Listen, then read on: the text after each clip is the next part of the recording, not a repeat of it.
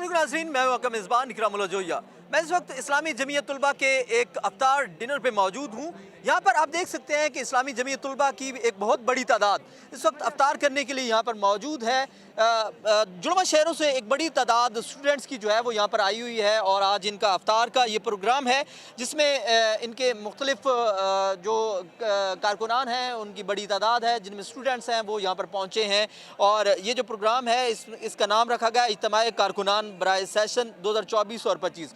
Programme के हवाले से तफसीलात जो हैं वो हम जानते हैं कि इस प्रोग्राम का मकसद क्या था और अफ्तार को जो आज अरेंज किया गया उसके पीछे क्या आपके मोटिव्स हैं। और आप यहाँ पर अफ्तार के लिए आपने बड़ा एक ग्रैंड इंतज़ाम किया है। बहुत सारे स्टूडेंट्स जो हैं वो दोनों शहरों से आपने बुलाए हैं, जुड़वा शहरों के यहाँ पर स्टूडेंट्स की बड़ी तादाद मौजूद है।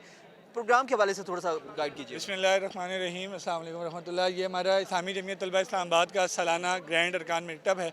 हर साल में ये एक दफ़ा होता है। इस्लामी जमीयत तलबा की ये एक रवायत है कि वो साल साल अपने ज़िम्मेदारान का चेंज करता है। फरवरी टू फरवरी हमारा सेशन चलता है और फरवरी में मरकज़ी क़यादत से लेकर मकामी क़यादत तक चेंज होती है। अभी हमारी फरवरी में नए नाज़िम मकाम का इंतखाब हुआ है और ये नए नाज़िम मकाम का पहला इंटरेक्शन होता है कारकुनान के साथ, जिसमें वो कारकुनान जमीयत को पूरे साल की प्लानिंग, पूरे साल की हिकमत अमली और पूरे साल के लिए उन्हें मोटिवेट करते हैं कि पूरे साल जमीयत क्या प्लानिंग करेगी और जमीयत आज कहाँ पे खड़ी है और आने वाले साल बाद कहाँ पे जाएगी। इस प्रोग्राम का बुनियादी मकसद ये होता है। थैंक यू वेरी मच जी। इस वक्त एक बहुत बड़ी तादाद जो है वो इस वक्त आपको स्टूडेंट्स की मैं दिखा रहा हूँ। ये इस्लामी जमीयत तुलबा के वो स्टूडेंट्स हैं जो आज इस ग्रैंड अफ्तार में यहाँ पर मौजूद हैं और यहाँ पर आए हुए हैं और आज अफ्तार जो है उसका एहतमाम किया गया है। प्रोग्राम के कुछ मकासद आपके साथ शेयर करता चलूँ कि तुलबा तक इस्लाम की दावत पहुँचाना, इसका इल्म हासिल करने की रग़बत दिलाना और इसके अमली तकाज़ों को पूरा करने का एहसास बैदार करना है। ऐसे तलबा को जो इस्लामी निज़ाम ज़िंदगी के क़याम के लिए काम करने को तैयार हों, जमीयत के तहत मुनज़्ज़म करना। जो तलबा जमीयत के निज़ाम में मुंसलिक हो जाएँ, इनके लिए इस्लाम और जदीद अलूम की वसी मुताला, इस्लामी सीरत और किरदार की तामीर और ज़हनी और जिस्मानी सलाहियतों को नशोनुमा का मौसर निज़ाम करना। पाकिस्तान में इस्लामी निज़ाम तालीम के नफाज की कोशिश करना जो एक साइंटिफिक हमागीर और जो है मखसूस निज़ाम है और इस की तलबा के जायज़ मुतालबात मनवाना और इनकी मुश्किलात दूर करने की जदोजहद करना और इनके इज्तिमाई मसाइल में इनकी रहनुमाई करना है। पाकिस्तान में मुआशी, मुआशरती और सियासी इस्तेहकाम से पाक फलाही और इस्लामी मुआशरे के क़याम की जदोजहद करना, ये इस्लामी जमीयत तुलबा इस्लाम का एक मोटिव रहा है। और इस हवाले से ये आज की जो तकरीब है ये ग्रैंड इफ्तार का एहतमाम किया गया है। ये तमाम स्टूडेंट्स यहाँ पर मौजूद हैं। आज के इस प्रोग्राम में जहाँ पर अफ्तार है उसी के साथ जो है यहाँ पर दोनों शहरों यानी कि जुड़वा शहरों इस्लामाबाद, रावलपिंडी के जो कारकुनान हैं और स्टूडेंट्स हैं वो बड़ी तादाद में यहाँ पर पहुँचे हैं और इस वक्त आप इनकी ग्रैंड इफ्तार जो है वो भी इस वक्त आप देख सकते हैं। और यहाँ पर मौजूद यहाँ जो हैं, जबकि इस्लामी जमीयत तुलबा के जो नौ मुंतखब नाज़िम जो है मुअस्सब रूहान जो है उन्होंने खिताब भी किया है। अब जो है उनका खिताब जो है मैं आपको सुनाने जा रहा हूँ। खिताब सुनने के बाद मुझे ज़रूर कमेंट्स के ज़रिए आगाह कीजिएगा कि आपको ये खुसूसी स्टूडेंट्स के साथ मेरा जो वील आ गया आपको कैसा लगा, मुझे ज़रूर कमेंट्स के ज़रिए आगाह कीजिएगा। आइए चलते हैं और नाज़िम जो हैं इस्लामी जमीयत तुलबा का उनका खिताब सुनते हैं।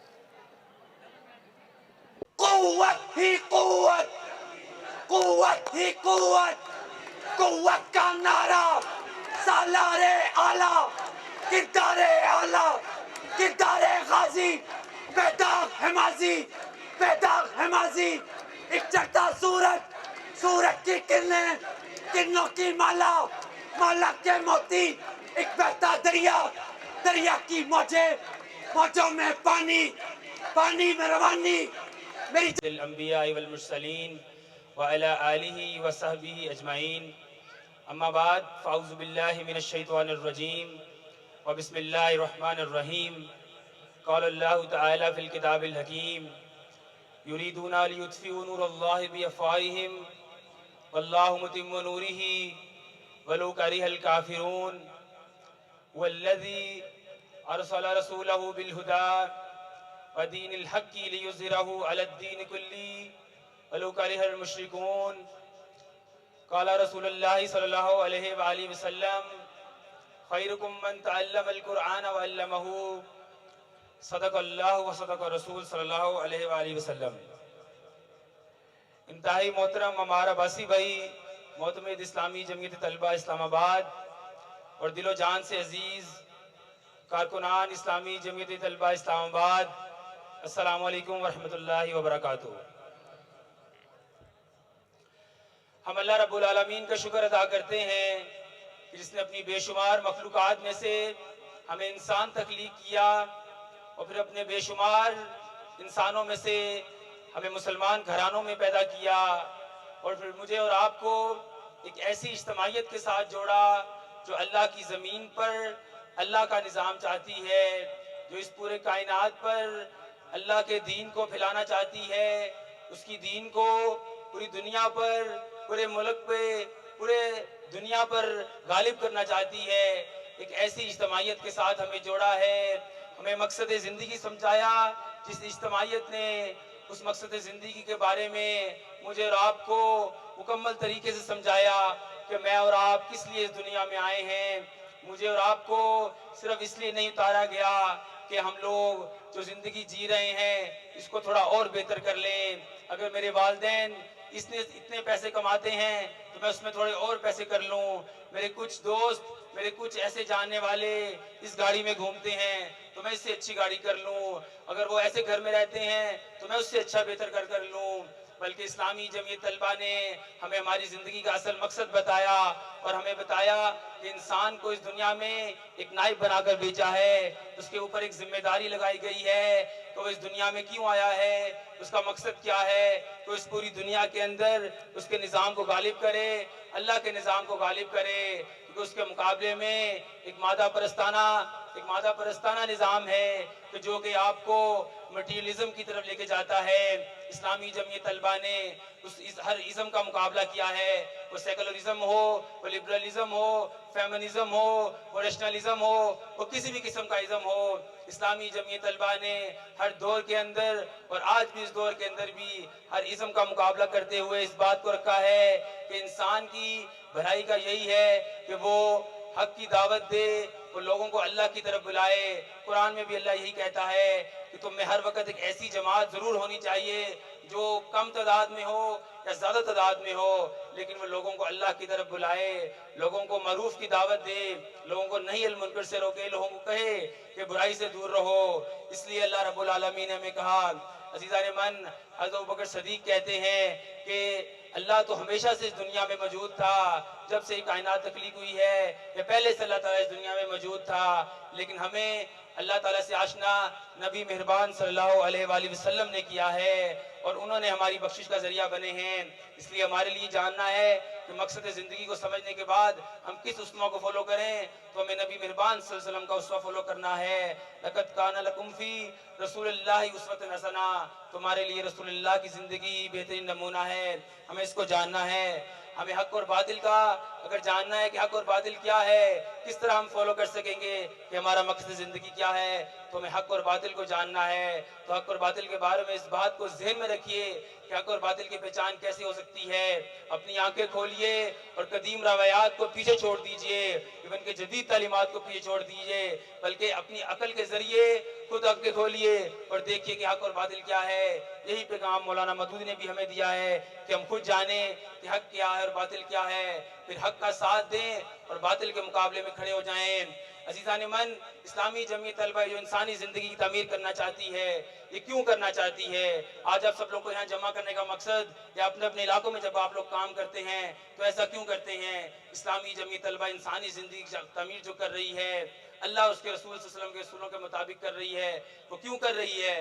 वो इसलिए कर रही है, एक ऐसा माशरा तख्लीक करना चाहती है जहाँ पे हर किसी को उसके राइट्स मिलते हों, जहाँ पे एक कमाल का माशरा हो, हर किसी को इस नफ्सा नफ्सी के आलम में अपने ज़्यादा दूसरे की फिक्र हो। एक ऐसा माशरा जो अल्लाह के नबी सल्लल्लाहु अलैहि वसल्लम ने जिसका इनिशिएटिव लिया और फिर उसके बाद खुलफाए राशिदीन ने उसको तख्लीक करके दिखाया।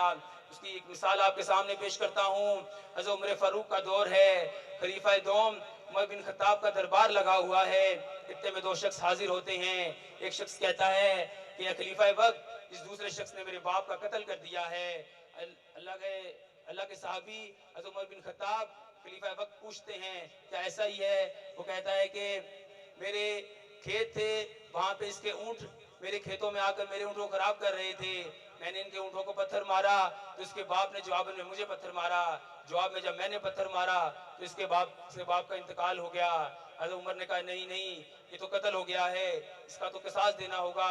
तो उसने कहा कि ऐ खलीफा वक्त, मुझे इतनी मोहलत दीजिए कि मैं यहाँ का नहीं हूँ, मैं इस इलाके का नहीं हूँ, मेरे दूर दराज इलाके में मेरे बीवी और बच्चे हैं, मुझे इतनी मोहलत दे दीजिए कि मैं वहाँ जाकर उनके लिए कोई सामान इकट्ठा कर दूँ, जो मालूम मता मेरे पास है मैं उनके हवाले कर रहा हूँ, ताकि वो अपनी ज़िंदगी आगे वाली ज़िंदगी गुजार सकें और उनको अपनी किसास का इतला कर दूँ। खलीफा वक्त उस दरबार में पूछते हैं कौन है आप सब में से जो इसकी गारंटी दे के ये वापस आएगा। तो हज़रत अबू ज़र गफ़ारी खड़े होते हैं और कहते हैं कि मैं इसकी गारंटी देता हूँ, मैं इसकी ज़मानत देता हूँ। वक्त तय होता है, दिन तय होते हैं कि इतने दिनों के बाद ये शख्स वापस आएगा और आकर किसास पूरा करेगा। वो शख्स जाता है, दिन पूरे हो जाते हैं, रातें पूरी हो जाती हैं, वक्त पूरा हो जाता है और वो दिन आ पहुंचता है, लेकिन वो शख्स हाजिर नहीं होता है। इतने में रात का आखिरी पहर आ जाता है और लोग देखते हैं कि दूर से एक घोड़ा एक घोड़ा आता हुआ नजर आता है और वो शख्स पहुंच जाता है। खलीफा वक्त कहते हैं कि हम तो तुम्हें जानते भी ना थे, हम तो तुम्हें पहचानते भी ना थे, अगर तुम ना आते तो हम तुम्हारा क्या बिगाड़ लेते, हम तुम्हें कैसे ढूंढते। उसने कहा जी खलीफा वक्त, मेरे ज़हन में ख्याल एक वक्त के लिए आया था कि आप लोग तो मुझे जानते भी नहीं हैं, मैं अगर ना वापस आया तो आप लोग मेरा क्या उखाड़ लेंगे। लेकिन फिर मैंने सोचा अगर आज मैं वापस ना आया तो मुस्लिम माशरे के अंदर, इस्लामी माशरे के अंदर इफ़ाए अहद का पास खत्म हो जाएगा, लोग वादा तोड़ना शुरू कर देंगे कि वादा करके गया था, वादा करके वापस नहीं आया, लोग भी वादा तोड़ना शुरू कर देंगे। ये हालत देखी तो वो शख्स जिसका कसास पूरा करना था उसने कहा कि खलीफा वक्त मैं इसको माफ़ करता हूँ। तो खलीफा वक्त ने पूछा कि तुमने पहले इसे माफ़ नहीं किया, अब तुम इसे क्यों माफ़ कर रहे हो। तो वो जवाब देता है कि मैंने इसलिए ऐसा किया, इसने मेरे बाप का कत्ल किया है, लेकिन इसके बावजूद इसकी हालत देखकर और इसकी जो तकवा है वो देखकर, इसकी बातें सुनकर मैंने यह किया कि मैं मुसलमान माशरे में कहीं सिला रहमी ख़त्म ना हो जाए, लोग एक दूसरे को माफ़ करना ना छोड़ दें। तो उसके बाद खलीफा वक्त ने अबू ज़र गफ़ारी से पूछा कि अबू ज़र, तुम तो इसे जानते भी ना थे, तुमने इसकी ज़मानत क्यों दी, इसको तो यहाँ कोई भी नहीं जानता। अबू ज़र गफ़ारी ने कहा कि जब आपने ऐलान किया है कौन इसकी ज़मानत देता है, तो यहाँ कोई भी उसकी ज़मानत देने वाला ना था। कि मैंने देखा कि लोग तो इधर एतमाद ना करें, तो मैंने उस फ़ौरन इसकी ज़मानत दे दी कि कई लोगों का एक दूसरे से एतमाद ख़त्म ना हो जाए। मुस्लिम माशरे में एतमाद कायम रहना चाहिए, जहाँ लोगों को अपनी जानों से ज़्यादा दूसरों की, बल्कि इस्लामी माशरे की फ़िक्र हो। इस्लामी माशरे के अंदर कैसा माहौल होना चाहिए, इफ़ाए अहद की, सिला रहमी की, एतमाद का फ़िक्र हो। वहाँ मुस्लिम माशरा इसी तरह तश्कील दिया करता है और इसी चीज़ को मद्देनज़र रखते हुए इस्लामी जमीयत तलबा भी समझती है कि हम ऐसा ही माशरा क्रिएट करें, ऐसा ही माशरा आप लोगों के सामने पेश करें जहाँ हर कोई अपने राइट्स हासिल कर सकता हो, जहाँ हर किसी को अपने ज़्यादा दूसरे की फ़िक्र हो। इस्लामी जमीयत तलबा इस वक्त पूरे पाकिस्तान के अंदर ऐसा ही माशरा क्रिएट करना चाहती है। अजीज़ान मन, आपके सामने जो मगरबी तहजीब की यलगार है जो इस वक्त पूरे माशरे में फैल रही है, वो किसी भी सूरत में फैल रही हो, जो वेस्ट ने आपके सामने मुख्तलिफ चैलेंजेस रख दिए हैं, वो सोशल मीडिया के थ्रू आप तक पहुंच रहा है, वो आपको किसी भी तरीके के ज़रिए आपको लग नहीं रहने देता। एक माह रमज़ान का महीना आता है जिसके अंदर आप लोग इंसान जो है वो अलग हो जाते थे। मौलाना मदूदी का वो कौल था कि अगर किसी इंसान को जानना हो कि वो उसकी हालत किसकी कैसी है, वो कैसा मुसलमान है और उसकी मुसलमानियत की हालत कहाँ तक पहुंची हुई है, तो रमज़ान में देखो कि कम से कम रमज़ान में तो इबादत कर रहा है कि नहीं कर रहा। लेकिन अब हालात ये हैं कि लोग रमज़ान के अंदर भी अपना बहुत सा हिस्सा मोबाइल फ़ोन पर गुजार रहे हैं, सोशल मीडिया पर गुजार रहे हैं, कुरान के साथ अपना ताल्लुक़ नहीं जोड़ रहे हैं। अज़ीज़ान मन, आपको कुरान के साथ अपना ताल्लुक़ जोड़ना होगा, आपको कुरान के साथ अपना ताल्लुक़ जोड़ना होगा, आपको सीरत रसूल सल्लल्लाहु अलैहि वसल्लम के साथ अपना ताल्लुक़ जोड़ना होगा। कुरान के साथ ताल्लुक़ इस तरह जोड़ना होगा कि सिर्फ अरबी पढ़ने से काम नहीं चलेगा, बल्कि उसके तर्जमे के साथ आप पढ़ें, अपनी ज़िंदगी का मूल बना लें, अपनी रोज़ की मरा की ज़िंदगी का मूल बना लें कि आपको कितना हिस्सा कुरान का तर्जमे के साथ पढ़ना है। हज़रत अबू बकर सिद्दीक़ कुरान को सही तरह समझते थे, बल्कि समझते क्या थे, वो तो कुरान से बातें किया करते थे। जब कुरान की आयत उतरती थी तो वो समझ जाते कि आयत क्यों उतरी है।